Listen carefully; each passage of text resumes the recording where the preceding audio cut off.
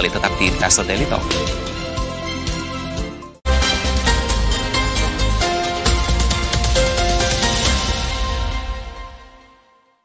Dipersembahkan oleh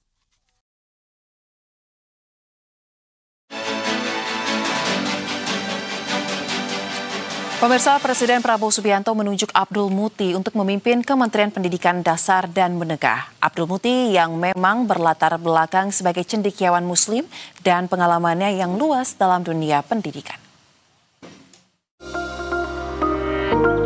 Penunjukan Abdul Muti menjadi Menteri Pendidikan Dasar dan Menengah mendapatkan perhatian publik, mengingat latar belakangnya sebagai cendekiawan Muslim dan pengalamannya yang luas dalam dunia pendidikan.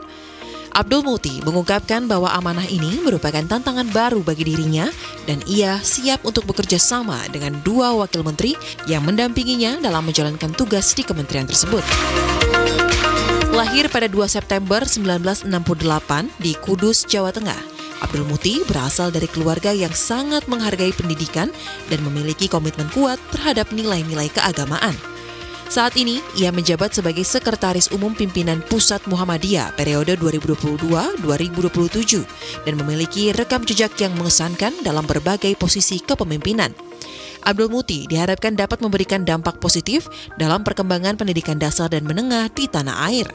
Abdul Muti memulai pendidikan formalnya Madrasah Ibtidayah Manafiul Ulum Kudus, di mana ia menempuh pendidikan dasar hingga tamat pada tahun 1980. Hingga ia studi ke luar negeri, tepatnya di Flinders University of South Australia, Adelaide pada tahun 1997, di mana di sana ia mempelajari pendidikan dan pengembangan profesional. Selain itu, Abdul Muti juga mengikuti Short Course on Governance and Sharia di University of Birmingham, Inggris pada tahun 2005. Sejak bergabung dengan Muhammadiyah pada tahun 1994, ia telah aktif berkontribusi dalam berbagai posisi kepemimpinan. Beliau pernah menjabat sebagai Sekretaris Pimpinan Wilayah Muhammadiyah Jawa Tengah pada periode 2000 hingga 2002, di mana ia terlibat dalam pengembangan program-program pendidikan dan sosial di daerah tersebut. Selanjutnya antara tahun 2002 hingga 2006, Abdul Muti dipercaya sebagai Ketua Umum Pimpinan Pusat Pemuda Muhammadiyah, di mana ia memperkuat basis kepemudaan dalam organisasi Islam tersebut. Dan saat ini, selain menjadi Menteri Pendidikan Dasar dan Menengah, Abdul Muti juga menjabat sebagai Sekretaris Umum Pimpinan Pusat Muhammadiyah hingga tahun 2027 nanti. Kemudian tadi adalah target yang ketiga begitu ya, terkait dengan beasiswa untuk para guru jika ingin kemudian melanjutkan pendidikan yang lebih tinggi. Ini sejauh mana pula program tersebut ini menyasar 150.000 guru kalau tidak salah, koreksi Prof. Nah, apakah kemudian diperlukan juga kompetensi atau klasifikasi dan juga syarat yang harus dipenuhi oleh masing-masing guru ini? Jadi memang kita ini kan berdasarkan data yang kami miliki itu ada lebih dari 200.000 guru yang belum D4 atau S1. Sebagian besarnya itu guru taman kanak-kanak dan guru SD. Nah, mereka ini kita beri kesempatan untuk melanjutkan studi dengan sistem RPL, rekognisi pembelajaran lampau. Ini baru pertama kali juga diselenggarakan, sebelumnya belum ada. Jadi ini terobosan juga.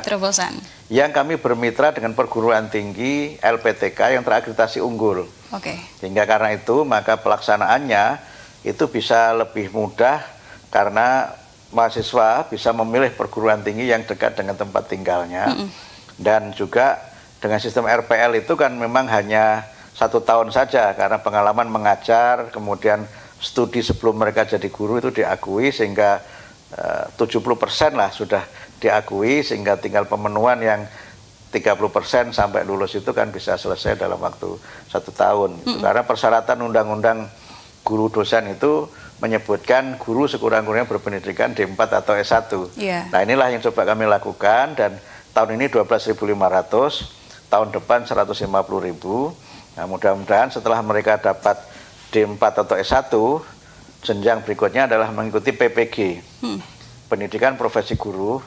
Tahun ini kita alokasikan untuk 600.000 guru, tahun depan PPG kita alokasikan untuk 806.000 sekian guru, sehingga dengan itu kami harapkan di akhir tahun 2026 itu semua guru sudah tersertifikasi dan semua guru sudah berpendidikan D4 atau S1. Oke, targetnya adalah sampai dengan akhir 2026 begitu ya? 2027 lah. 2027. Oke, ya semoga bisa lebih cepat begitu ya, Prof? Karena yang ini tadi, yang baru D4 S1 kan baru ikut PPG tahun berikutnya. Kalau dia belum D4 atau S1 belum bisa ikut PPG. Kalau PPG-nya belum lulus dan tidak memenuhi persyaratan untuk sertifikasi, dia juga tidak otomatis dapat sertifikasi. Oke, baik. Itu menjadi sebuah terobosan baru, pemirsa, bagi Kemendikbudrismen, begitu ya. Nah, tapi kalau kemudian kita melihat terkait dengan digitalisasi yang tadi Prof juga sampaikan, begitu ya, pembelajaran ini, apakah kemudian seluruh sekolah di Indonesia, Prof, ini sudah serentak juga kah bisa kemudian mengikuti secara langsung dari program tersebut? Dan sorotan saya tetap dari wilayah-wilayah yang kurang terjangkau. Seperti apa, Prof? Ya, menjadi tantangan juga digitalisasi. Digitalisasi itu kita berikan untuk sekolah yang bersedia. Karena beberapa sekolah tidak bersedia. Ya, karena? Karena dia merasa sudah punya, tidak perlu IFP. Ya. Kemudian yang kedua adalah sekolah-sekolah, ini kategorinya ada 3 sekolah itu. Satu sekolah yang di situ sudah ada internet dan listrik. Ya. Yang kedua sudah ada listrik, belum ada internet. Yang ketiga belum ada dua-duanya, listrik juga belum ada, internet juga belum ada. Nah, terhadap yang pertama ini no problem, nggak ada masalah. Dan sekarang sudah banyak yang menerima dan sudah digunakan. Bahkan sebagian ada yang saking senangnya terus dipakai karaoke, sempat viral di media ya. Kemudian yang kedua yang belum ada internetnya, ini kita bantu. Untuk kita komunikasi dengan Bakti Telkom supaya dibantu untuk internetnya. Kemudian yang ketiga, ini yang belum ada listrik dan belum ada internetnya, kita bantu untuk nanti dengan solar panel. Gitu. Dan distribusinya sekarang sudah mulai berjalan semuanya. Artinya itu ada kolaborasi juga ya begitu ya dengan mitra-mitra tertentu. Jadi pengadaan itu, yang untuk pengadaan dan pengiriman itu satu paket, Mbak. Jadi mitra kami ini memproduksi dan mengantar sampai ke lokasi, sampai memasang. Yang melatih gurunya kami. Penyediaan materi pembelajaran juga dari kami. Nah, karena itu maka tahun ini 288.000 itu kami harapkan menjangkau sebagian besar. Karena kan jumlah sekolah kita ini kan 400.000 lebih. Sehingga dengan jumlah yang begitu banyak, mungkin kami akan usahakan untuk bisa pada tahun berikutnya. Tapi kalau misalnya tidak, karena tidak semuanya bersedia menerima, ya mudah-mudahan itu bisa dipenuhi pada tahun ini. Pak Presiden sempat menyampaikan malah kalau ini sukses tahun depan bisa satu sekolah itu 3. Tapi ini belum masuk dalam anggaran. Nah, Prof, selain dari 3 target yang tadi sudah disampaikan, begitu, ini yang juga kemudian menjadi sorotan adalah permasalahan guru honorer, Prof, di sekolah-sekolah dasar maupun kemudian menengah. Apakah kemudian peningkatan kesejahteraan untuk guru honorer ini juga sudah termasukkah dari kategori-kategori tersebut, dan juga bagaimana nasib-nasibnya saat ini? Ya. Jadi untuk guru ini kan ada 3 kategori tadi ya. Ada guru yang dia PNS. Ada guru P3K, ada guru honor. Nah, guru yang PNS ini kan tidak ada persoalan kan, semuanya sudah digaji negara, P3K juga sama. Nah, guru honor ini mulai bulan Juli tahun ini, 2025, itu mendapatkan insentif sebesar 300.000 per bulan. Ini juga pertama kali, belum pernah ada bantuan pemerintah pusat untuk jadi guru honor. Jadi terobosan lagi ya, Prof? Ya. Dan tahun depan sudah disetujui DPR, kita usulkan tambahan 100.000.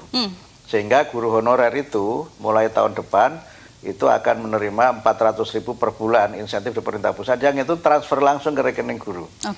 Jadi ini kami harapkan, memang jumlahnya tidak besar, tapi ini adalah bagian dari komitmen kami untuk bersama-sama dengan masyarakat memberikan perhatian kesejahteraan untuk para guru, khususnya memang mereka yang masih berstatus guru honorer.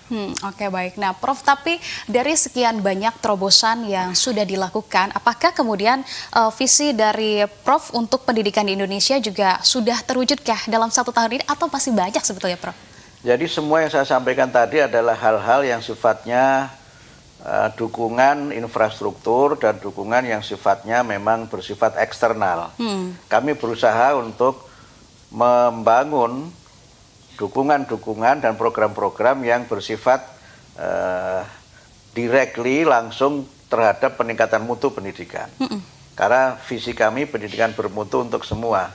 Nah, sarana prasarana, kemudian berbagai macam tunjangan guru itu kan untuk mendukung aspek eksternalnya. Internalnya kan pada gurunya.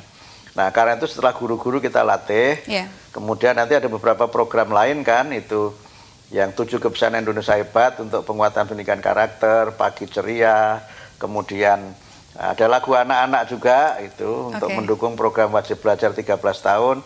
Sekarang sudah berjalan alhamdulillah, dan kami sedang melakukan evaluasi dengan meminta pihak ketiga melakukan penelitian terhadap dampak dari berbagai kebijakan ini dalam peningkatan mutu pendidikan.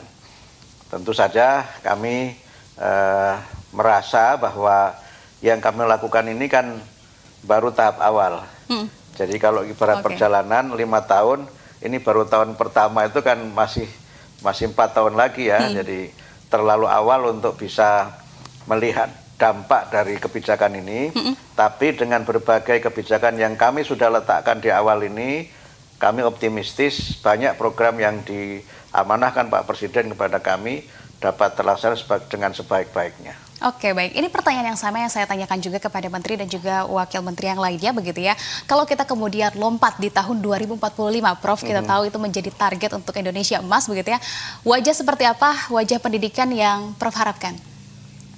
Ya, tentu saja sebagaimana yang ada di dalam undang-undang ya, kami kan mengacunya pada undang-undang dan juga pada rencana pembangunan jangka panjang, adalah generasi Indonesia yang dia punya tentu saja kecerdasan, iman takwa, kesehatan jasmani dan rohani, keterampilan-keterampilan yang diperlukan untuk mereka bisa survive gitu, bisa sustain di dalam dunia global. Dan mereka yang tetap memiliki kepribadian Indonesia dan memiliki dedikasi yang tinggi untuk memajukan bangsa dan negara. Oke, saya berikan 3 detik untuk Prof untuk kemudian menyebutkan 3 fokus dari Kemendikdasmen. Fokusnya apa saja, Prof? 3 saja? Boleh? 1, 2, 3. Sarana prasarana, guru, kualitas pembelajaran. Oke, baik. Luar biasa. Terima kasih banyak Prof Abdul Muti atas perbincangannya yang sangat hangat dan sudah menerima keluarga Berita 1 di sini. Salam sehat selalu, Prof. Terima kasih, sama-sama. Terima kasih. Baik pemirsa, demikian tadi perbincangan saya bersama dengan Menteri Pendidikan Dasar dan Menengah, Prof Abdul Muti. Dan demikian pemirsa, mewakili seluruh kru yang bertugas, saya Adisa Fauzia, pamit undur diri dan sampai jumpa. Prof, terima kasih.